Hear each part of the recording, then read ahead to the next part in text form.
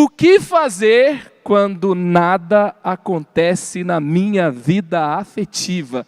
O que fazer quando meu coração, essas coisas relacionadas à vida afetiva, anda tudo tão pacato, anda tudo tão parado? Às vezes tem pessoas que querem fazer algumas coisas para dar uma movimentada.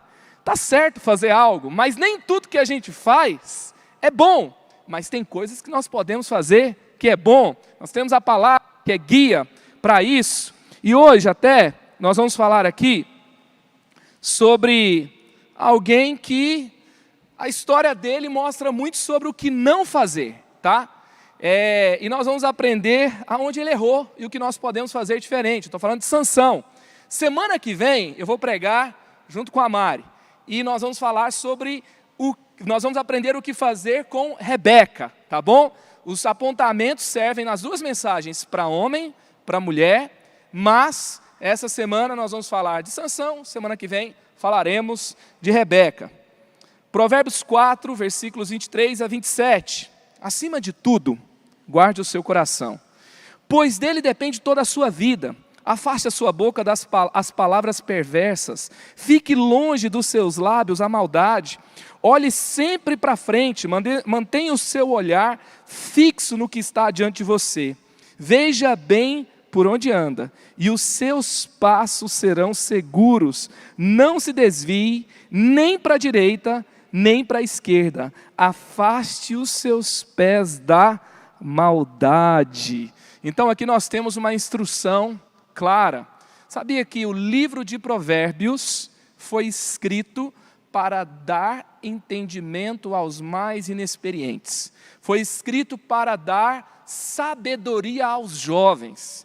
E pensa comigo aí, como Deus ama você. Você que é jovem, você que hoje está pensando sobre construir sua carreira, no seu primeiro emprego, você que está lutando com tentações, os seus hormônios que não se convertem, você que está passando uma quarentena talvez se sentindo sozinho, você que está pensando em que mundo você vai criar seus filhos quando eles chegarem, ou eles ainda estão pequenos e você está nessa fase de vida. Fazer um livro aqui na época de Salomão, coletar esses provérbios, organizar esse livro, não era algo muito simples não, tá bom? Porque o papel não era algo, os papiros que eram feitos não era algo tão simples de se fazer, conservar não era tão simples, a tinta não era tão simples, pessoas para fazer não eram tão simples, e conservar ao longo dos tempos era algo também extremamente que exigia um investimento dedicado, intencional.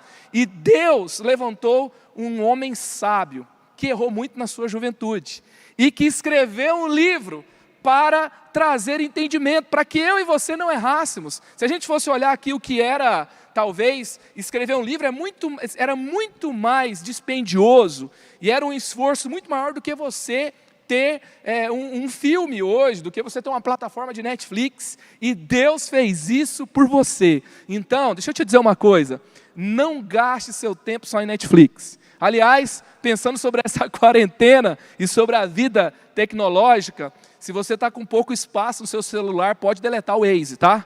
Porque ele não está sendo muito utilizado ultimamente. Esses dias eu estava lá em casa, de repente, a gente às vezes empresta para as crianças também, aí de repente a gente ouviu assim, a 200 metros vire à direita. O Waze estava cansado da quarentena, queria sair e começou a falar. E a gente lembrou que ele estava no celular. Então, às vezes a gente olha para a tecnologia, é tão absorvido por isso, e as coisas na tecnologia são tão caras. E deixa eu te dizer uma coisa, tem tesouros de Deus separados para você, para te guiar. Em um tempo como esse, numa vida como a nossa, e você não está perdido, Deus tem instruções claras na sua palavra. Você vai pegar o livro de Provérbios, por exemplo, você vai ver aqui, ele tem 31 capítulos, e você pode ler um capítulo por dia, você pode ter a sua leitura diária, isso vai te instruir, isso vai te levar a caminhar um tempo especial com Deus, cheio de sabedoria. Gente, eu estava vendo aqui, por exemplo, em 2007, a agência internacional, uma pesquisa internacional, feita pela agência Estado, The Face of Global Sex, ela divulgou uma pesquisa em 2007, mostrando que a idade a média de idade de um país onde os jovens perdiam a virgindade. O Brasil tem a segunda idade mais nova de perda de virgindade, aos 17,4 anos. Só perdeu para a Áustria, que é 17,3. Então, quando a gente começa a pensar sobre isso, graças a Deus no meio cristão, tem um birô cristão de pesquisa que fez uma pesquisa sobre isso também, os números são melhores. Mas quando você começa a ver a idade da perda de virgindade, quando você começa a ver a forma que os relacionamentos na sexualidade acontecem, você começa a trazer o seguinte tipo de pensamento: será que tem alguma coisa a ver? O índice de depressão, o índice de suicídio altíssimo, segunda causa de morte entre os jovens do Brasil é o suicídio. E será que isso tem a ver com a forma que os relacionamentos têm sido levados? Com certeza tem uma ligação muito clara.